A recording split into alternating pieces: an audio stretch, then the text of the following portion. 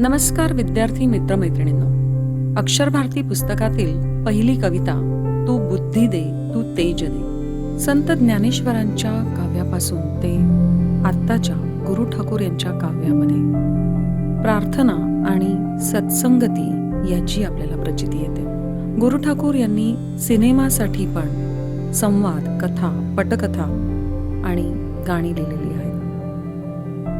लहानपणापासूनच कानावर आणि मनावरही संत साहित्याचे म्हणजे गाथा, ज्ञानेश्वरी, दासबोध यांचे संस्कार असलेला कवी, ज्याच्या कवितांमध्ये आई, गुरु यांविषयी भक्ती, सदाचार आणि प्रासादिक बैठक असते.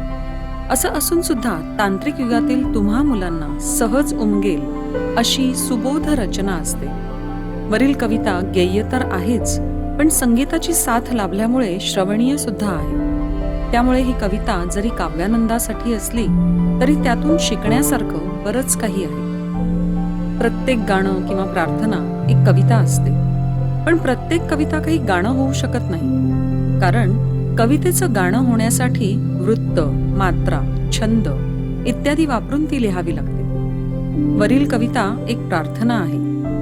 प्रार्थना ही आंतरप्रेरणेसाठी असते. पाण्याने जशी शरीराची बाहेरून शुद्धी होते तशी प्रार्थनेने मनाची शुद्धी होते. संत ज्ञानेश्वरांनी पसायदानात विश्वासाठी मागितलं. तसंच या प्रार्थनेच्या पहिल्या कडव्यात देवाकडे इतरांच्या जीवनाचा सारथी, मार्गदर्शक आणि सहवास मागितला आहे.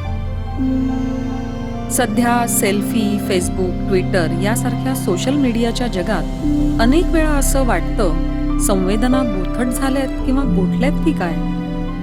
दुसऱ्यांचं दुःख, वेदना जाणण्यासाठी मन संवेदनाक्षम हवं, संवेदना सजग असायला हव्यात.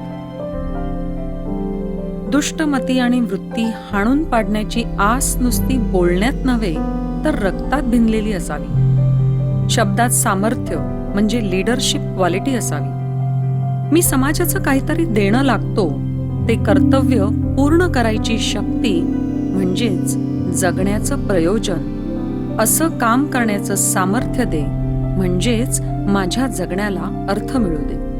विद्यार्थी दशा म्हणजे ज्ञानार्जनाची दशा, जिथे माणूस म्हणून आपण घडतो.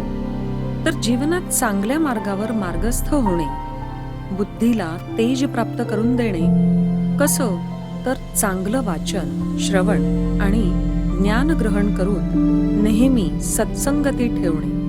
कारण माणूस हा संगतीने पण घडतो. आयुष्यात कितीही संकटे, अडचणी आल्या, एखाद्या वाईट कृत्याचा मोह झाला तरीही सदाचाराचे नियम भ्रष्ट होता कामा नये. देवाकडे हे मागा की संकटे आली तरी पंखात बळ दे, उडण्यासाठी एक नवीन आकाश दे, म्हणजेच दुसरा मार्ग खुला कर.